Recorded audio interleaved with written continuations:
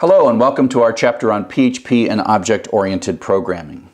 So one thing about PHP is we look in the history of it, it certainly did not start out as an object-oriented programming language. In the beginning that was just thought of as too much of a sort of fancy computer science notion.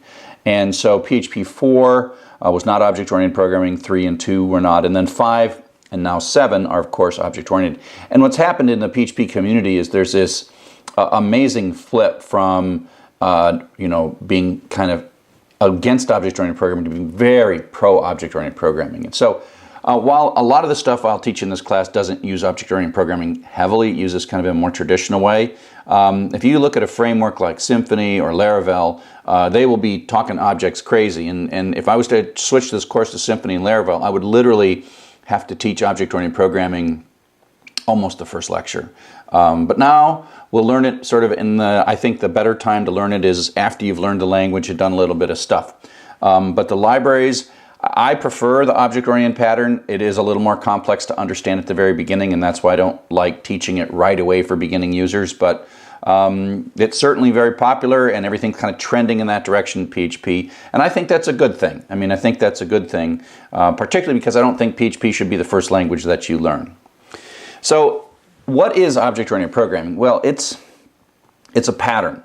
It is just a way of kind of organizing our code and data that sort of, instead of saying, oh, I got this big program and it's got some variables in it and I've got some code and some ifs and some loops and stuff like that, what we say is we are going to sort of create little silos of data and code, and then we're going to kind of connect them together. And that's the high level of it. And so mostly what I want to accomplish in this lecture is teach you about some terminology so that from now on, when we talk about portable data objects, PDO, I can say, oh, and that's a class, and that's a method, and that's an attribute. And then we made the object. I want to be able to say that, and I want you to understand it. So think of this as not so much building skill in how to build object-oriented hierarchies or da-da-da-da. That will come in time. It's really so that I can just use these words in plain conversation, and you will understand them. And so the big words we're going to learn are class, which is a template for some data and some code. Object or an instance, which is you take this template, and I use the cookie cutter. The class is like the cookie cutter, and the object is like the cookie. So one cookie cutter can effectively stamp out many cookies, and that's the perfect model for it. Inside of a class and object are methods and attributes. They're being defined in the class, and they're being created in the object. So classes sort of take up almost no space by themselves. They just are a template that when we want to, we can make an object. So the class kind of determines the characteristics of things, right? It's just, okay, this is going to have some functions in it that do this, this, and this. It's going to have some data that does this. This data is private. This data is public. It's a blueprint. It's a cookie cutter. It's a way to make things. It's a generic sort of description of something.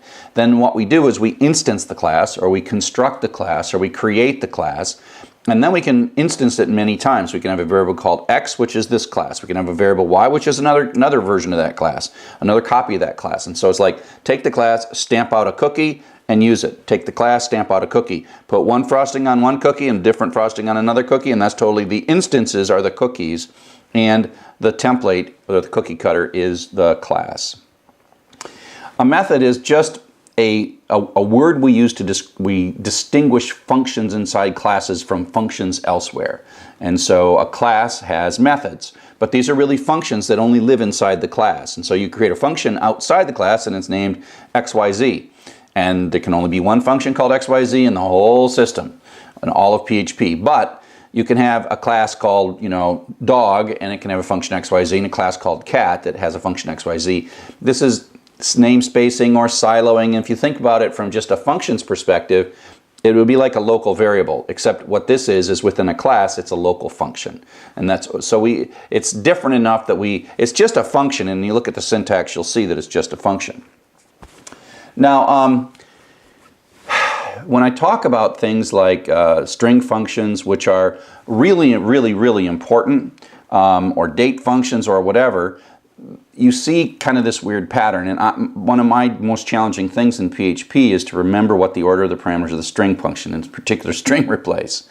And that's because these libraries were built in PHP 1, 2, and 3, and they were non-object-oriented programming libraries. So all functions are global when you don't have object-oriented programming. You don't have methods that live inside of classes. And methods inside of classes is a beautiful thing. You will eventually understand how beautiful that really is. But before object-oriented programming, we needed a way to sort of keep the concept of subtract, right? You want to subtract 2 strings. Do you want to subtract 2 arrays? Do you want to subtract 2 dates? Do you want to subtract 2 whatevers, right?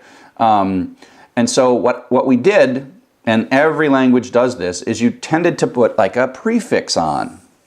So the create, date underscore create, or date underscore add, means that I'm going to do some addition having to do with dates, or I'm going to create a date. And if I'm going to do a string, I'm going to do string underscore add, string str underscore this, or str underscore replace. And so we sort of created these little islands of sort of name spacing by just putting prefixes on. But you'll notice that they don't put it on every single thing, because some of those even predate, right? So go back all the way to Python 1. And so that's pre-object orientation. And when you're reading documentation, you will kind of know that when you see a set of functions that all have the same prefix, like, oh, that's kind of from the old days.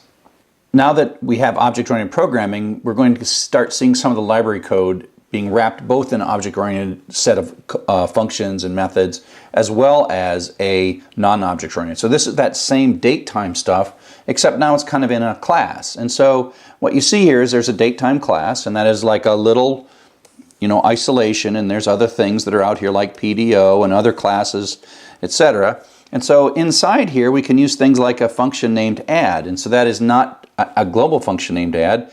That's a function named add inside the date-time class. And so these are the methods down here.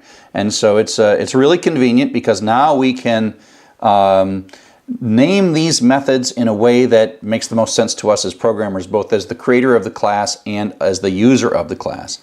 And so an important part is to sort of be able to recognize when you're looking at object-oriented documentation and when you're looking at non-object-oriented documentation. And so just like much of PHP's documentation, it's very good about telling us what version that this works in. So you can only use the date-time class above PHP 5.2. That's actually pretty safe. PHP 7 is not everywhere yet, but PHP 5.2, you kind of want to be at PHP 5.2 at this point in time. That's a pretty safe bet.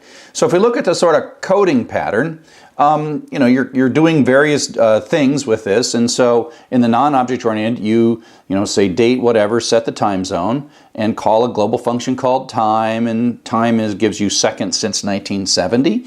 And now this is actually adding 7 more days worth of seconds. We're doing a date calculation. We're formatting it.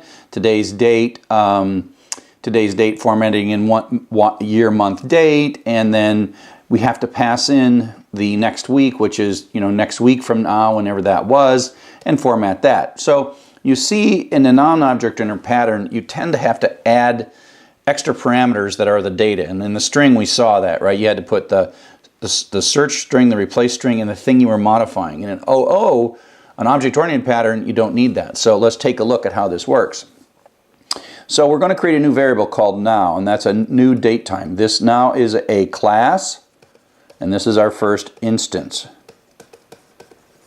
That's an object. Now is an object. We have taken the date time and stamped out a cookie, and that is now in now. Okay, and we can make many instances from one template. And so we make another one, which is we look at the documentation, it says, oh, you can say today plus 1 week in a string, and it gets to the next week. And now so the new is this new thing that says take the class and stamp. It's the stamping action. Constructing is what it's called. And so, but now what we can do is we can access the methods. And this little thing here, the arrow, says here is an object, go find the format method in the object and pass in the format string. And then here's a different object, go find the format method in it and pass in this string. And so that is how we are formatting different values. We're formatting this variable, and then we're formatting this variable. Now we're achieving the exact same output between these two bits of code here.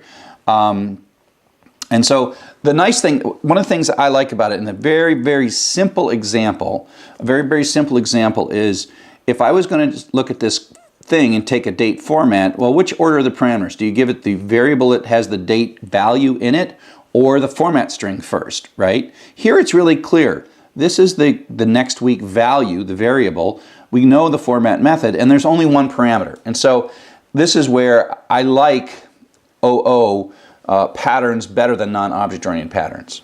So let's talk a little bit, coming up next, talk a little bit about how we make one of these things ourselves.